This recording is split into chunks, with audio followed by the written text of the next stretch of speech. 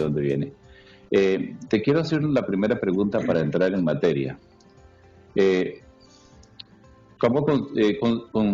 Porque hoy por hoy la iglesia, ¿no? Hay una desinformación de grupos.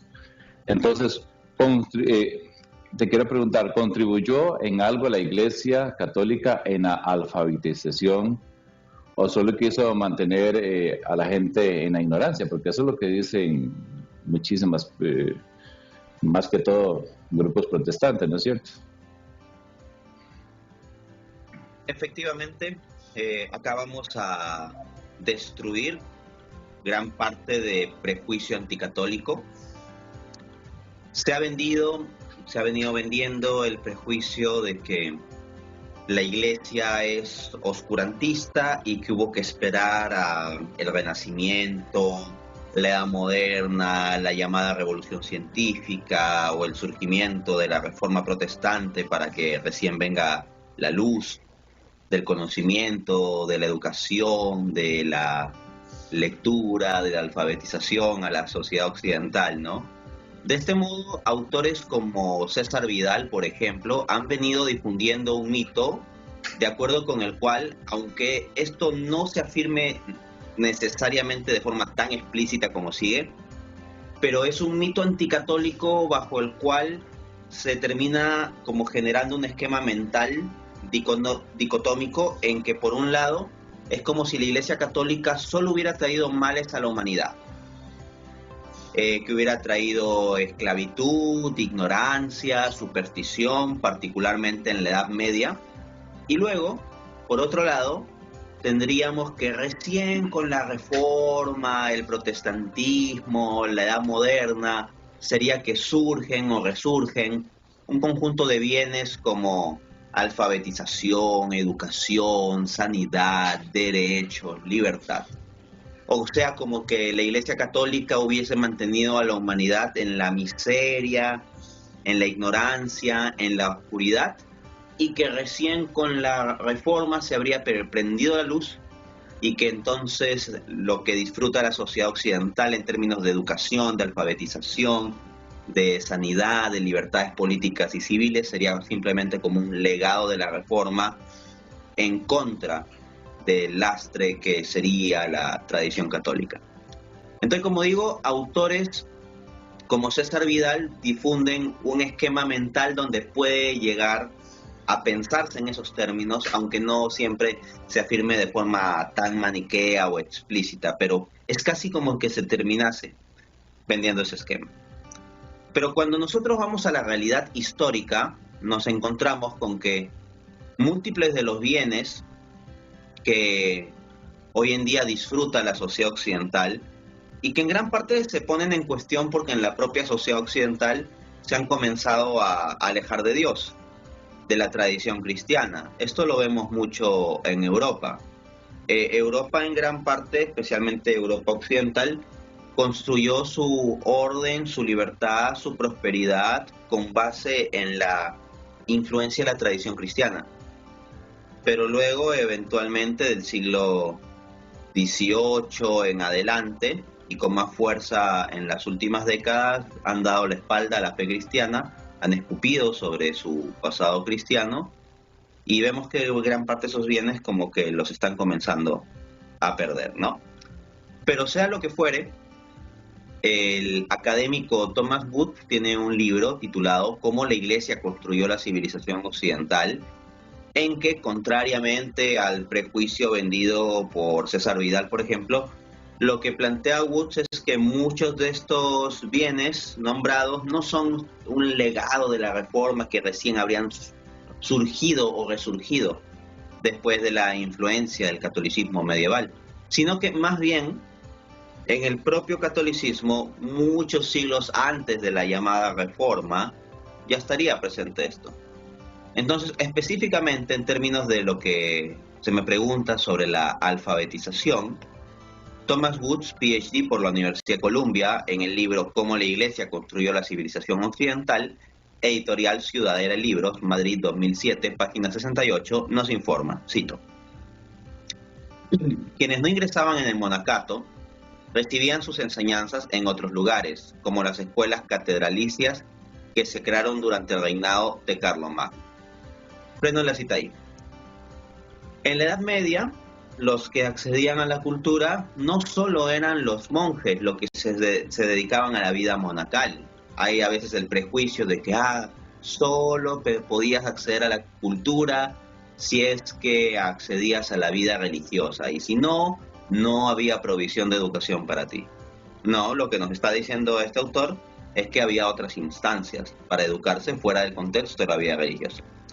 Continúo la cita. Sin embargo, aun cuando la aportación de los monasterios se hubiera limitado a enseñar a sus monjes a leer y escribir, el logro no habría sido en absoluto desdeñable.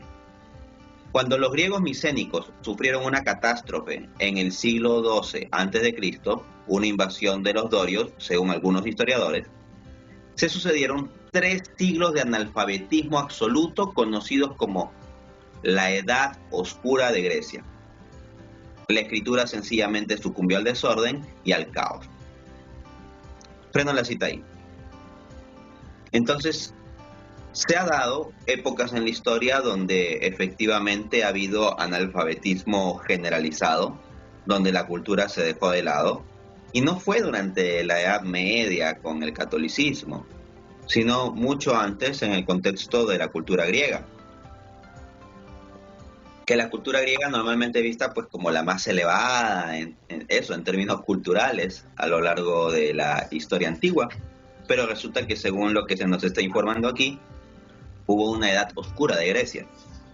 Luego dice: el compromiso de los monjes con la lectura, la escritura y la educación garantizó, no obstante, que el aciago destino de los griegos micénicos no se abatiera sobre los europeos tras la caída del Imperio Romano. Esta vez, gracias a los monjes, la cultura sobrevivió a la hecatombe política y social. Fin de cita. Pensemos lo siguiente.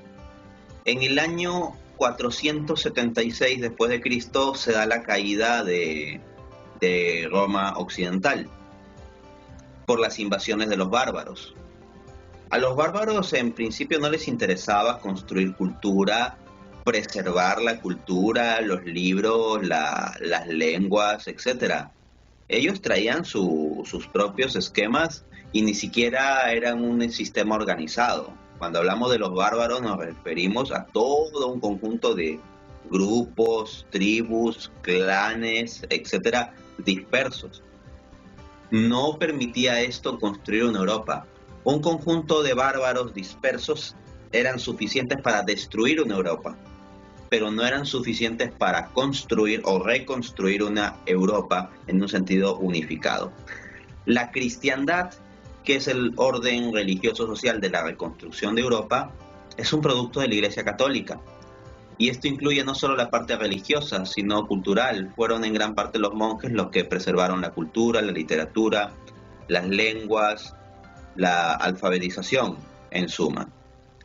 De hecho, en la misma página, Thomas Wood cita a Alexander Clarence Fick, que dice lo siguiente: no solo crearon las escuelas y se convirtieron en maestros, sino que sentaron los cimientos de las universidades. Fueron los pensadores y los filósofos de su tiempo. Está hablando sobre los monjes, ¿no? Monjes medievales. Fueron los pensadores y los filósofos de su tiempo y modelaron el pensamiento político y religioso. A ellos, tanto individual como colectivamente, se debe la pervivencia del pensamiento y de la civilización del mundo clásico a lo largo de la Edad Media y el periodo moderno. El punto es que, como menciona Thomas Wood, este autor, Alexander Clarence Fick, no es amigo de la causa católica, pero en la rigurosidad histórica admite este punto, que en la conservación, la preservación y el acrecentamiento de la cultura fue clave la Iglesia Católica por medio de los monjes. Ahora, si hablamos mucho más específicamente de la alfabetización, de que la gente aprenda a leer y escribir, tenemos una tesis entera que se aboca a este asunto, a investigar cómo la Iglesia Católica influyó en la alfabetización. Se trata de una tesis de maestría con el título The Catholic Church and Promotion of Literacy in Postcolonial Zambia, The Case of Calabo District, de Mwanenga Inonge. Es una tesis de la Universidad de Zambia 2012. En las páginas 15 y 16 dice: la cultura alfabetizada fue introducida por la religión cristiana a través del establecimiento de misiones monásticas. Estos esfuerzos vinieron de diferentes direcciones, los cuales afectaron la naturaleza de la cultura y la escritura. Adicionalmente, el establecimiento de un centro misionero de cristianismo en Irlanda, expandiéndose a lo largo del norte de Inglaterra, dio lugar al establecimiento de monasterios de fundaciones irlandesas y anglosajonas a lo largo de Francia y Alemania, y hasta Italia y Suiza. Los monasterios fundados en estos esfuerzos se convirtieron en centros de producción de libros y de cultura alfabetizada.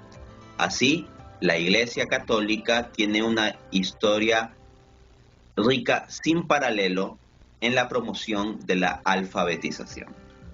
Entonces, directamente se puede decir esto sobre la Iglesia Católica, no que quería mantener a la gente en la ignorancia, sino que dentro de las limitaciones tecnológicas, económicas y políticas de esa época, porque una cosa es hacer alfabetización hoy en día con la imprenta, el internet y todo eso, y otra cosa en la Edad Media, dentro de ese contexto la Iglesia Católica hizo muchísimo. Dante, ¿cuál fue el rol de la Iglesia Católica en el surgimiento de las universidades? El rol de la Iglesia Católica en el surgimiento de las universidades fue absolutamente fundamental, y esto, por supuesto, rompe el mito de ver a la Iglesia como una institución oscurantista que solo quiere mantener a la gente en la ignorancia. Por ejemplo, el profesor de historia de la Universidad de Harvard, Charles Homer Askins, en su libro The Rise of University, editorial Transaction New Jersey 2012, página 3, dice: las universidades, como las catedrales y los parlamentos, son un producto de la Edad Media. Y recordemos que la Edad Media está en gran parte dominada por la influencia de la Iglesia Católica, y es en este contexto en que surgieron las universidades. A su vez, un autor no católico, PhD por la Universidad de California, Berkeley, el profesor Rodney Stark, en su libro Bearing False Witness, Debunking Centuries of Anti-Catholic History, Templeton Press, West Conscious Tongue, 2016, capítulo 7, nos dice: la primera universidad se fundó en Bolonia, al norte de Italia, hacia el año 1088, justamente después de la invasión normanda de Inglaterra, e inmediatamente antes de la Primera Cruzada. Tras ella vinieron las universidades de París hacia el año 1150, Oxford en 1167, Palencia en 1208 y Cambridge en 1209, seguidas por otras 24 antes de finalizar el siglo XIV. Entonces, el establecimiento de las universidades, con la influencia de la Iglesia Católica, con el impulso de la Iglesia Católica, no es algo raro. No es simplemente que estableció una primera universidad y ya, sino varias universidades bastante seguido a lo largo de las naciones europeas. Y por otra parte está la cuestión de que en estas universidades no solo se enseñaba teología para ser sacerdote, se enseñaba filosofía, derecho, se enseñaba idiomas, etcétera. O sea, la cultura y la formación era bastante amplia. Finalmente, sobre este asunto cabe citar al doctor en historia por la Universidad de Cuyo, el padre Javier Olivera Rabasi, que en su libro Que no te la cuenten, el tomo 1, Falsificación de la Historia, 2014, capítulo 2, apunta: a mediados del siglo XIII vivía en París un maestro llamado Robert de Sorbonne, canónico de la catedral y consejero del rey San Luis. Preocupado por la situación de los estudiantes pobres, le pidió al rey que le cediera algunas granjas y casas de la ciudad, y agregando el dinero de su propio peculio, fundó un colegio para alojar a 16 humildes estudiantes de teología. El colegio se llamó de la Sorbona, en homenaje a su creador. Entonces, la famosa Universidad Sorbona de París surge de este esfuerzo no ajeno a la Iglesia Católica, no como una cosa oculta en contra de la Iglesia para ver de promocionar la cultura. No, la alta cultura de las universidades surgió bajo la promoción y apoyo de la Iglesia Católica. Dante, ¿abogó la Iglesia Católica por la educación de las mujeres? Existe efectivamente el mito de que también la Iglesia Católica quería mantener a las mujeres simplemente en ignorancia, que las mujeres eran vistas casi como subhumanos y que por tanto no valía la pena la educación de ellas. Esto es falso. Es falso que la Iglesia Católica no haya hecho nada por la educación de las mujeres o que haya querido mantenerlas en la ignorancia. De nuevo, hay que ir a contexto histórico. Una cosa es la situación hoy en día, pero en el contexto de la Edad Media, en el contexto cultural en que se estaba, dentro de lo que se podía hacer, que tampoco diré que era un mundo perfecto, pero de que la Iglesia aportó. Y de hecho, esta idea, este mito anticatólico, tipo de que los derechos de la mujer son un legado de la Reforma, ¿no? Para usar la frase de César Vidal, no es tan sencillo como que con el protestantismo hubieran venido derechos de la mujer a la educación, pero ante el protestantismo no hubiese eso. Por ejemplo, cabe anotar que Juan Calvino, uno de los más importantes reformadores protestantes, en su comentario a la primera carta a los Corintios, 11:10, dice: la ley eterna de Dios ha sometido al sexo femenino a la autoridad del hombre. Por esta razón, todas las mujeres nacen para reconocerse inferiores como consecuencia de la superioridad del sexo masculino. Fin de cita. Esto no lo dice un católico, no lo dice un dogma de la Iglesia Católica, lo dice uno de los más importantes reformadores protestantes de la historia. En contraste, en cuanto al aporte de la Iglesia Católica a la alfabetización de la mujer, nos dice Catherine Brown en su artículo Is the Education of Women a Modern Idea? En Catholic Answers, 1 de marzo de 2008. Cito: mucha gente cree que la educación de las mujeres es una idea moderna, viniendo de la Ilustración. Cabe notar que la Ilustración se da en Francia en el siglo XVIII, ¿no? Algunos piensan que los derechos vienen recién de ahí. Vuelvo a la cita.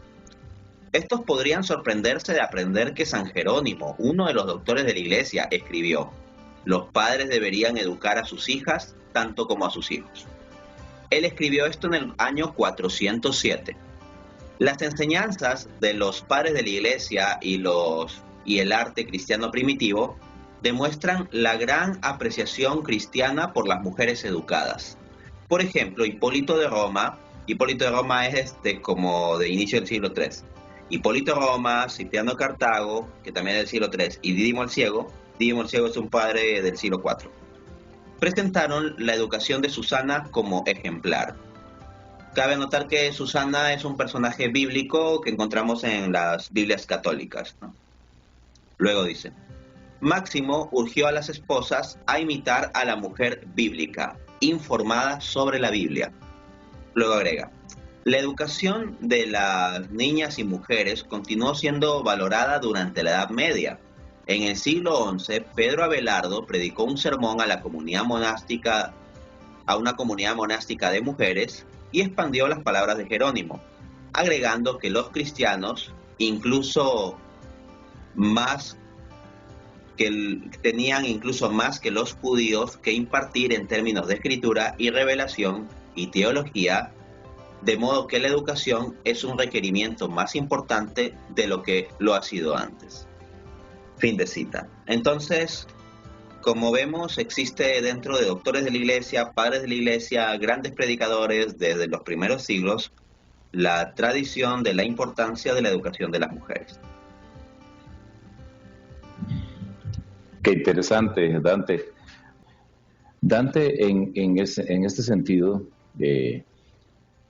¿la Iglesia Católica abogó por una educación pública o solo quiso la educación como privilegio para algunas élites? Yo creo que esto es muy importante de preguntarlo.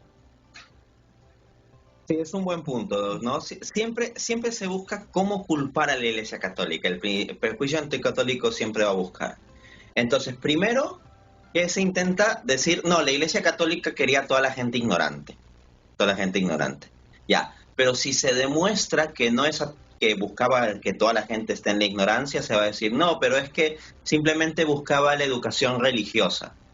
Entonces uno demuestra que la Iglesia Católica promovió la educación también en el área del derecho, de la literatura, de la filosofía de modo secular, no simplemente autores religiosos. Por ejemplo, en las universidades medievales se leía mucho Aristóteles.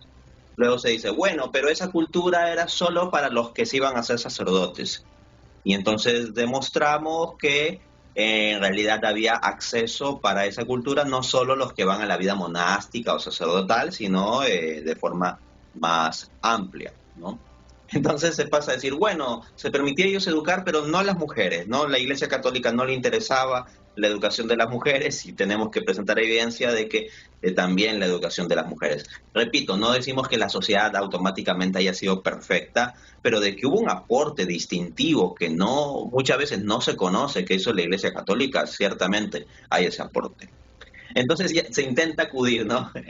Ya como no se puede acudir a lo anterior, se trata de acudir a otro grupo. Bueno, pero esto era solo para los ricos, entonces ya podrá ser que sí había este tema de promocionar o hablar a favor de la educación de la mujer, los religiosos o gente que iba a estudiar cosas, pero solo los ricos, los pobres sí estaban excluidos. Entonces, como sea, se busca echar tierra, ¿no?, sobre el aporte de la Iglesia Católica.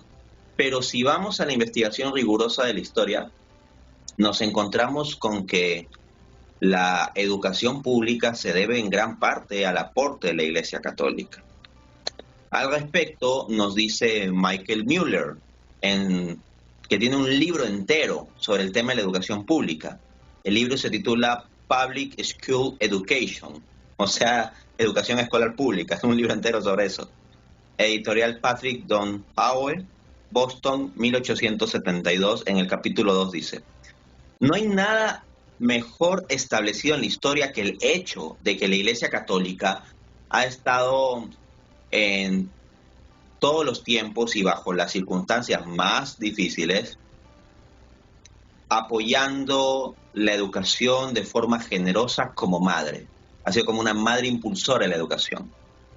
La Iglesia Católica fue adicionalmente la primera en establecer escuelas comunes de educación gratuita para la gente.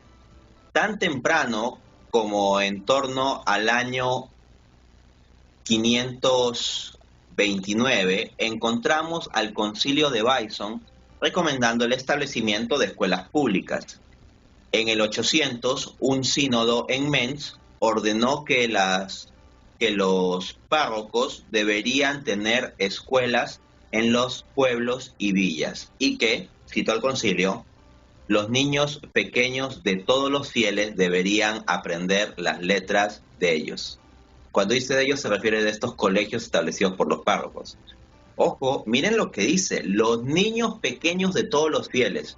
No dice de algunos, no dice de los ricos, no dice solo de los que van a ser sacerdotes, los niños pequeños de todos los fieles. Vuelvo a la cita, más adelante apunta. El concilio de Letrán, en 1179, ordenó el establecimiento de una escuela de gramática en cada catedral para la instrucción gratuita de los pobres. Esta ordenanza fue ampliada y reforzada por el Concilio de Lyons en 1245. A través de todo el periodo llamado por la ignorancia la Era Oscura, los pontífices romanos y los obispos católicos se reunieron en concilios y firmaron leyes o expidieron leyes requiriendo el establecimiento de escuelas gratuitas en conexión con todas las parroquias y catedrales. Este es un hecho tan claramente probado por historiadores católicos y protestantes que negarlo sería una gran ignorancia de la historia. Lamentablemente el prejuicio anticatólico lleva a varios a afirmar cosas ignorantes como esa, ¿no? Así es, que interesante. Y la última pregunta, porque ya nos quedan 7 minutos de programa y se va rapidísimo el tiempo en la radio. ¿Cuál fue el aporte, cuál fue el aporte de la Iglesia Católica en el área de la sanidad y la creación de los hospitales? Hasta aquí hemos visto el gran bien que ha hecho la Iglesia Católica a la sociedad occidental en términos de la educación, la alfabetización, las universidades, las escuelas públicas. En el área de la sanidad también la Iglesia Católica ha aportado mucho y nosotros ignoramos ese gran aporte en gran parte. Vamos a algunas fuentes. Gary Frengen, PhD por la Universidad de Columbia, en su libro Medicine and Healthcare in Early Christianity, Johns Hopkins University Press, Baltimore, 2016, página 124, nos indica, cito, el hospital fue, en origen y concepción, una distinción distintivamente cristiana, enraizada en los conceptos cristianos de caridad y filantropía. Prendo la cita ahí. Cuando dice una institución distintivamente cristiana, o sea, no vayan a querer los protestantes apropiarse de esto, disculpen. Porque él está hablando de siglos donde los protestantes ni siquiera existían. Esos primeros siglos son de Iglesia Católica. Vuelvo a la cita y van a ver que se refiere a Iglesia distintivamente católica. No hubo instituciones precristianas en el mundo antiguo que sirvieran al propósito que los hospitales cristianos fueron creados para servir. Es decir, ofrecer ayuda caritativa, particularmente cuidado de salud, a aquellos en necesidad. Me explico, en la era precristiana no era común unas instituciones estructuradas de ayuda caritativa a los que tenían necesidad de salud. La salud se pagaba particularmente a ciertos médicos, punto. Y la gente que podía pagarlos accedía a ellos. No había tanto el sistema de hospitales, sino médicos dispersos circulando. Distíngase, una cosa es que haya médicos, otra cosa es que haya hospitales. Como explica Mike Aquilina en su artículo The Christian Origins of the Hospital, en Catholic Answers, 30 de marzo de 2020. Cito. ¿Sabías que las instituciones que nosotros conocemos como el hospital son enteramente una invención de la Iglesia Católica? Bien, así lo fue. El mundo antiguo tenía todos los ingredientes materiales necesarios para tal institución. Tenía profesionales médicos y gente enferma. Y tenía siglos de vieja tradición de ciencia médica y tecnología médica. Y aún así no los pusieron juntos para constituir hospitales. No hubo modo en que tal aventura se pudiera hacer de forma rentable. No hubo un motivo que obligase a mantener tal tipo de esquema desarrollándose durante una epidemia. Lo que más bien teníamos era individuos practicantes freelance quienes se movían de un lugar a otro, viajando, hombres de venta, usualmente escapando de su fallo más reciente.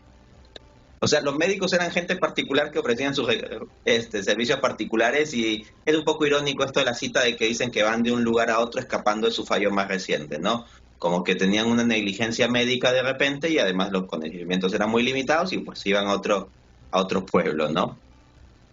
Ahora, por el aporte distintivo de la Iglesia Católica, y con esta cita cierro, quiero traer lo que dice Anthony Esolen en el artículo The Church Has Always Built Hospitals, publicado en la revista académica de Lina Creed Quarterly, volumen 89, número 1, 2022, páginas 116 a 117.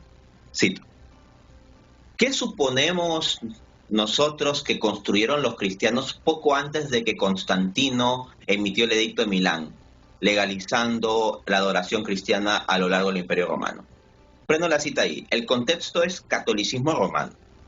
Y los protestantes, por ahí algunos muy anticatólicos dicen, el catolicismo lo fundó Constantino. Pues bien, ¿qué hicieron esos cristianos luego de esta supuesta fundación por Constantino, que es otro mito, ¿no? ¿Qué es lo primero que construyeron? Responde Esolen.